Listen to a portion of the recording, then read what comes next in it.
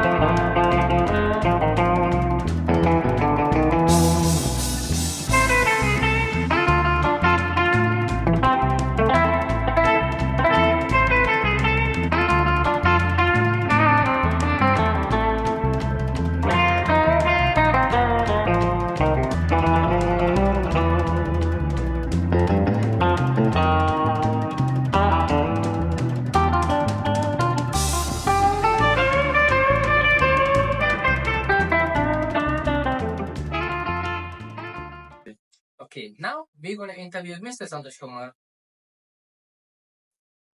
Okay, sir. Tell us the characteristic of the era.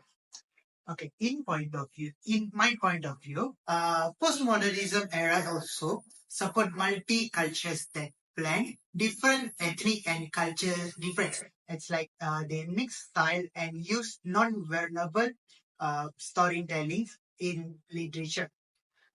In that era also, authors are explored theme of identity, hybrids, and social issues that we can easily understand the social issues on that postmodernism era.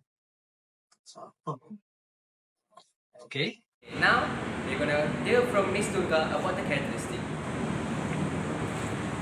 Okay, in my point of view, I think skepticism play a great role in postmodernism era. So I think that in the postmodernism era, skepticism is a central theme that challenges the certainties and granity of previous intellectual traditions. Apart from that, I think that postmodernism skepticism promotes a more fragmented and pluralistic view of reality and emphasize the reality and continual nature of knowledge and then truth. Moreover, I think that this perspective encourages a critical examination of power structures and the ways in which knowledge is produced and applied. That's all from us. Okay, now I want to add my point, which is the fragmentation. Fragmentation is breaking something into smaller and meaningful. So in postmodern era, fragmentation is one of the most important aspects. For we can see fragmentation in literary narrative, visual arts, and even the identity. For visual arts, we can see that some of the new artists in postmodern era, they will usually use avoid the traditional way and then use the new ways, and then they make many differences in their arts. And then as for the literature, they will change the way they're writing a story or plots. As for the identity, it's about fixed to the collection of the diversity and shifting the fragmentation into more different way.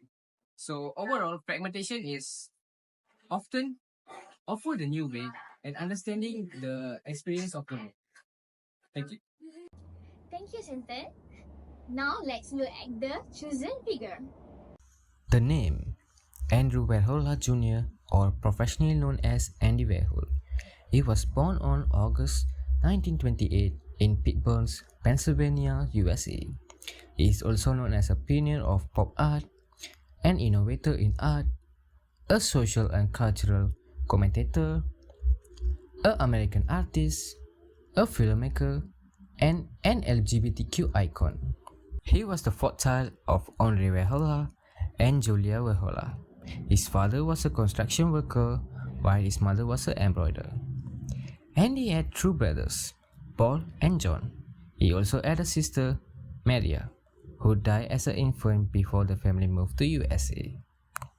In third grade, Andy suffered from Sydenham's chorea, a disease that caused involuntary movements, which is believed to be a complication of scarlet fever, which causes skin pigmentation, blotchiness. At times when he was confined to bed, he drew, listened to the radio, and collected pictures of movie stars around his bed. These interests played a big role in shaping his future art style.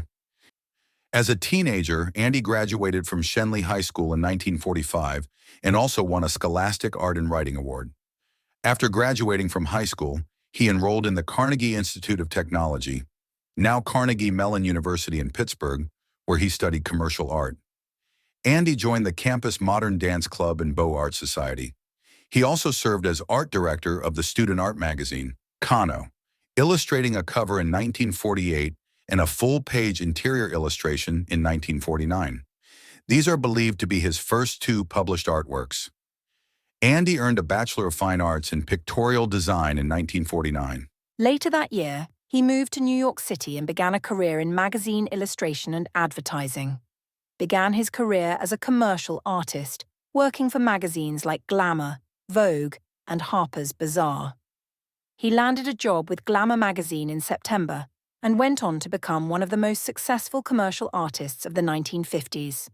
He won frequent awards for his uniquely whimsical style, using his own blotted line technique and rubber stamps to create his drawings. In 1961, he debuted the concept of pop art. The paintings focused on mass-produced commercial goods. In 1962, he exhibited the now iconic paintings of Campbell's soup cans. These small canvas works of everyday consumer products created a major stir in the art world, bringing both Warhol and pop art into the national spotlight for the first time. British artist Richard Hamilton described pop art as popular, transient, expendable, low-cost, mass-produced, young, witty, sexy, gimmicky, glamorous, big business. As Andy himself put it, once you got pop, you could never see a sign the same way again. And once you thought pop, you could never see America the same way again. Warhol's other famous pop paintings depicted Coca-Cola bottles, vacuum cleaners, and hamburgers. His iconic artworks such as Campbell's Soup Cans, 1962, Marilyn Diptyque, 1962, Billo Boxers, 1964, The Cool, Marilyn Monroe, 1962, Elvis Presley, 1963, Coca-Cola Bottles, 1962, and many more. Sadly, Andy passed on February 22, 1987, due to a complication that arose after gallbladder surgery. His passing marked the end of a groundbreaking era in contemporary art, but his influence and legacy continue to resonate in the art world and beyond. Andy Warhol profoundly changed the relationship between art and popular culture, becoming a celebrity himself and blending art, fame, and commerce. His work is showcased in major museums worldwide, such as the Museum of Modern Art and the Andy Warhol Museum in Pittsburgh, and his pieces continue to command high prices at auctions. Warhol's arts delve into themes of consumerism, fame, and media influence. He credited with anticipating today's obsession with celebrity culture and media saturation. It's just, I ran out of ideas. Oh, okay. Now that we have watched the video, now we have chosen one of the artwork of Mr. Andy Warhol. Okay, Mr. Santos, give us a strength and fitness from the artwork that we choose. Okay. From my point of view, I go first for the strength. So it's like Andy shows that how modernized the art in postmodernism era, and also in that art we can see that it's connected with our everyday object that we can see in our kitchens and our daily basis. So it's and also it's repeat soap can that shows how mass product that affect us. Each look same, but it's just challenge each and every original product.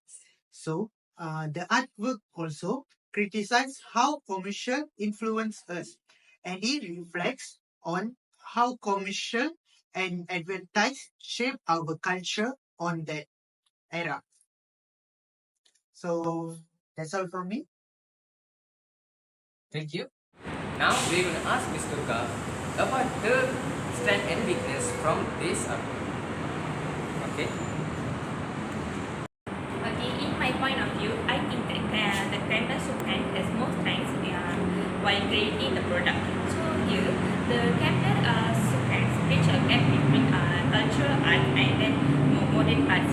Here, the canvas cans created more creative labels for their products, and then they can apply the labels over the cans and export the products to many more countries. So here the strength for the Campbell soup cans is how the labels and the art created for the product, and then how the product was invented by the owner. Apart from that, I think the weakness for this Campbell soup can has the Campbell soup can doesn't have a proper. Firstly, the Campbell soup can doesn't have a proper label for them. So first, they mostly go to commercial imagery, and then they have some technical problems while creating this Campbell soup can. So here, I think the founder face many problems, and then they also have to solve all the problems to invent this Campbell soup can again. So yeah, I think this is the most this is the biggest weakness for them while creating the product. Thank you. Now we can proceed to Sheila. Thank you for your information, and that's all from us Thank you. Goodbye.